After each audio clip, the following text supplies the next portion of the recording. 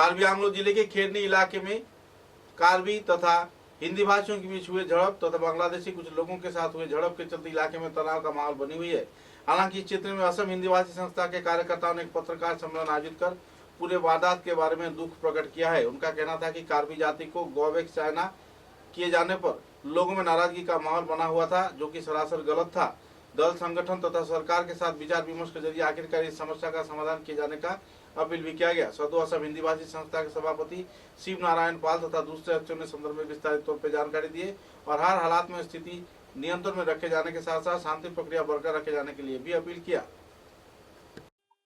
विगत আজি ৩-৪ দিন পৰা কাৰ্বি আংলঙত যি এটা পৰিৱেশ বেয়াৰ ফালে ঢাল খাইছিল, আজি প্ৰায় অলপ শান্তিৰ পথত ঘূৰি আহিছে।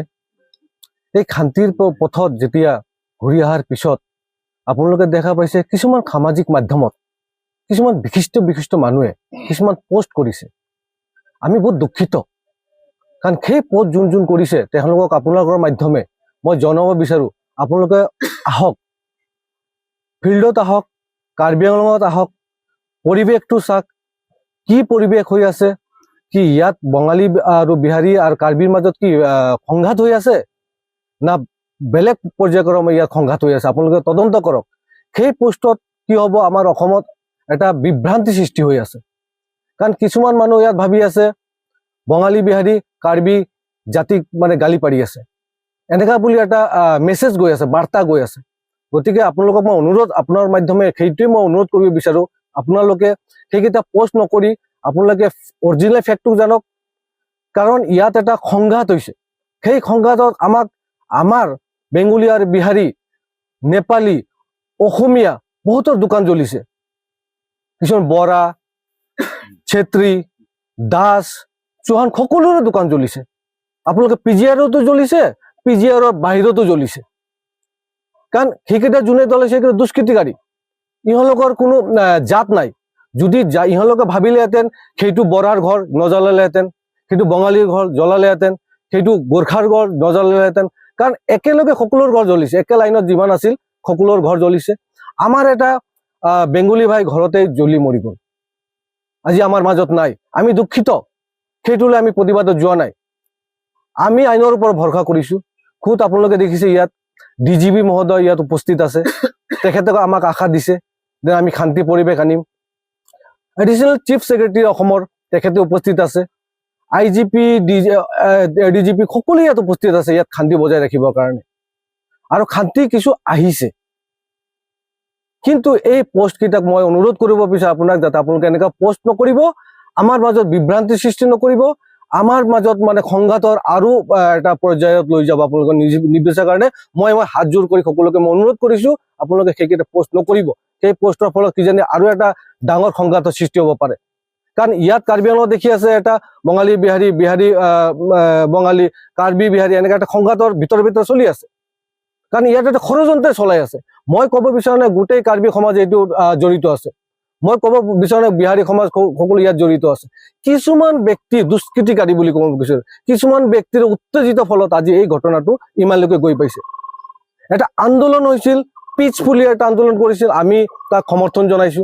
কিন্তু সেই আন্দোলন পিছত যেন ইমান এটা ডাঙৰ ঘটনা ঘটিব আমি ভবা নাছিলো। গতিকে সেইটোক মই কণ্ডেম কৰিছো, যাতে এনেকুৱা ভৱিষ্যতে হ'ব নালাগে। পিচফুলি আন্দোলন কৰক, আমি সহযোগিতা কৰিম। পিজিআৰত এটা আইনী প্ৰক্ৰিয়া চলি আছে, সুপ্ৰিম কোৰ্টৰ প্ৰক্ৰিয়া চলি আছে। সুপ্ৰিম কোৰ্টে যদি কয় এপ্লিকেশ্যন কৰিব লাগে আমি একচেপ্ট কৰিম। হাইকোৰ্টত এটা PLK চলি আছে, এটা আলোচনা চলি আছে।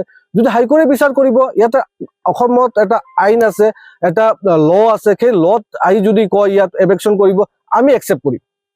কিন্তু এই আন্দোলনৰ মাজেৰে ঘৰ জ্বলাই দিয়া, মানুহ মাৰি দিয়ে, এইটো হলে কিন্তু এটা অশান্তি পৰিৱেশ সৃষ্টি হ'ব, আমাৰো ক্ষতি হ'ব, সকলোৰে ক্ষতি হ'ব। কাৰ্বি আংলঙৰ এটা পৰিৱেশ, যদি সেউজীয়া পৰিৱেশ, এই পৰিৱেশটো নাইকিয়া হৈ যাব। আমাৰ কাৰ্বি আংলঙত বাহিৰৰ পৰা এতিয়া আপোনাৰ দেখিছে ডিচেম্বৰ মাহ পিকনিকৰ মাহ, 1 জানুৱাৰী এটা নতুন বছৰ আহি আছে। বাহিৰৰ পৰা আমাৰ ফৰেনাৰ্ছ পৰা আহে আমাৰ কুকা পানীমূৰত। আজি এনেকা যদি পৰিস্থিতি হয়, আমাৰ কাৰ্বি আংলং, সেউজীয়া কাৰ্বি আংলংটো যাতে অশান্তি নহয়, সেইটোৱে মই আপোনালোকৰ মাধ্যমে মই সকলো অসমবাসীক, সকলো কাৰ্বি আংলংবাসীক মই অনুৰোধ জনাইছো। নমস্কাৰ।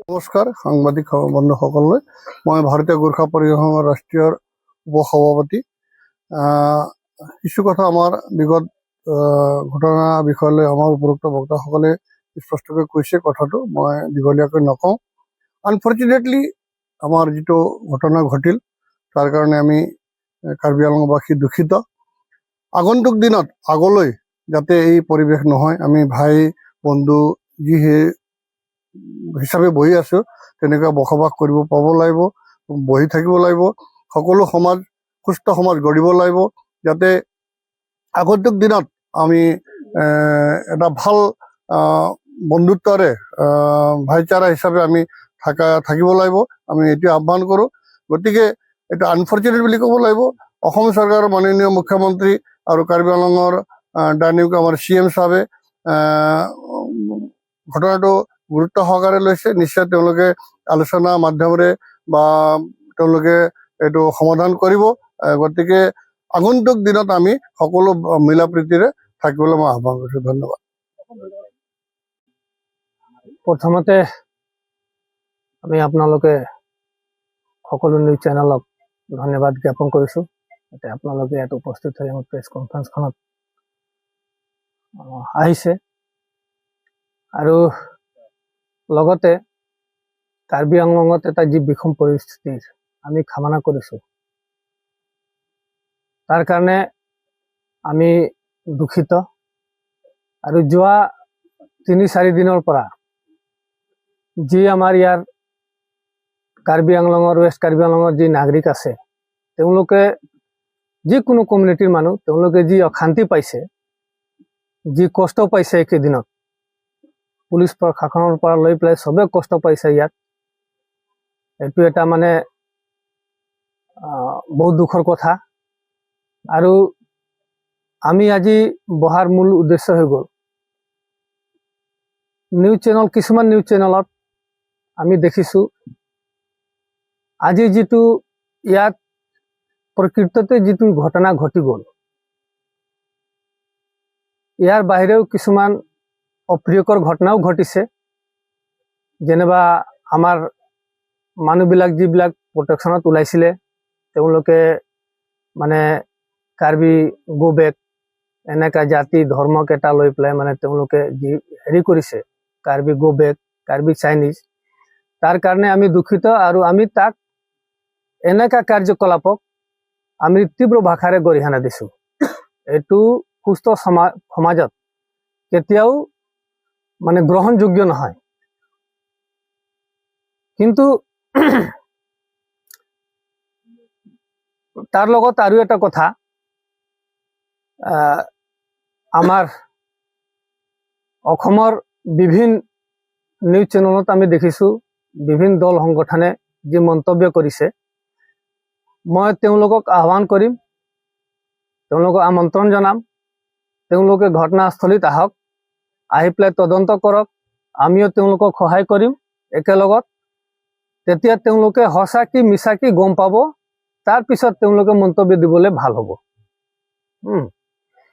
এনে মন্তব্য দিয়াতকৈ গুৱাহাটী বহি পেলাই ক'ৰবাত বহি পেলাই মন্তব্য দিয়াতকৈ ইয়াত সৰজমিনত আহা তেওঁ আমি বিচাৰোঁ তেওঁলোকক আমি সহযোগ কৰিম এইটো ঘটনা একচুৱেলি আমাৰ লগত যিটো ঘটিছে এইটো আমাৰ লগত কোনো কাজিয়াই নাই তেওঁলোকে 9 তাৰিখৰ পৰা তাত বহি আছে অনশনত আমাৰ মানুহৰ লগত কোনো আবেগ নাই কোনো কাজিয়া নাই কোনো অহা যোৱা নাই তাৰপিছত গৈ আহি পুলিচে তেওঁলোকক মেডিকেলৰ কাৰণে লৈ গ'ল লৈ যোৱাৰ পিছত তেওঁলোকক মানে এটা আৱেগিক মানে আন্দোলন স্বৰূপ ধৰি ল'লে এই আন্দোলনটোৱে হৈ আমাৰ নদী সিপাৰত আহিছে নদী সিপাৰত আহি আমাৰ ওচৰতে নদীৰ ওচৰতে আমাৰ নেপালী গাঁও আছে তাত নেপালী মানুহ আছে বেংগলী মানুহ আছে বিশেষকৈ নেপালী মেজৰিটি এৰিয়া এইটো নেপালী গাঁও বিহাৰী মানুহ আছে নেপালী মানুহ আছে অসমীয়া মানুহ আছে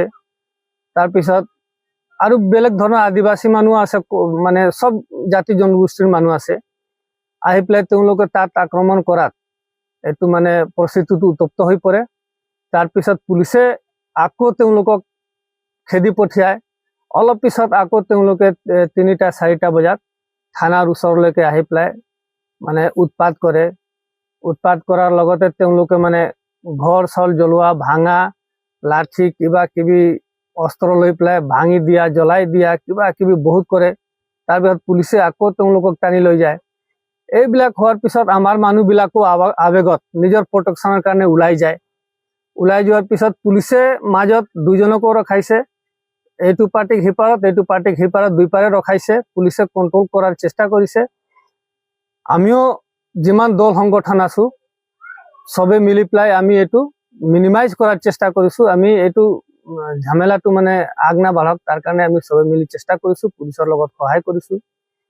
যি হ'ব নালাগিছিলে, আমি পৰিকল্পনাও কৰা নাই, ভাবা নাই, এইটো ঘটনা হৈ গ'ল।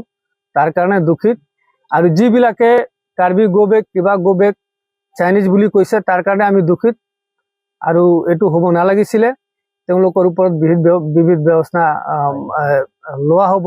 পুলিচে নজৰ ৰাখিছে, যোনে যোনে দৃষ্টিকাৰী আছে তেওঁলোকৰ ওপৰত বিবিধ ব্যৱস্থা লোৱা হ'ব। পুলিচে নজৰ ৰাখিছে, আমি দৰকাৰ হ'লে আমি তেওঁলোকক সহায় কৰিম।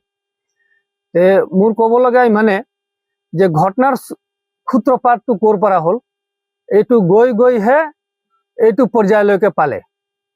এতিয়া মানুহে মানে নিজৰ মানে এটা আৱেগক কোনোবা মাৰিবলৈ ওলাই আহিছে, কোনোবা নিজক বচাবলৈ ওলাই আহিছে। তে অদূৰ ভৱিষ্যত তেনেকা নহয়। আমি দল সংগঠনে বহি পেলাই, আমি চৰকাৰৰ লগত বহি পেলাই এইটো ভালকে আলোচনা কৰি অদূৰ ভৱিষ্যত নহয়, ইয়াত বহুত মানুহৰ দোকান জ্বলিলে, ঘৰ জ্বলিলে। আমাৰ এটা দিব্যাং ভাই তাত সুৰজ, তেখেতে মানে ঘৰৰ ভিতৰত জ্বলি গ'ল। আমাৰ কাৰ্বি ভাই এটা, সিও পুলিচৰ গুলিত মানে মৰিবলগীয়া হৈ গ'ল। এইটো কি আমি সুস্থ সমাজৰ কাৰণে এইটো সংকেতটো ভাল সংকেত নহয়। আমি গোটেই ঘটনাক মানে গৰিহণা দিছো।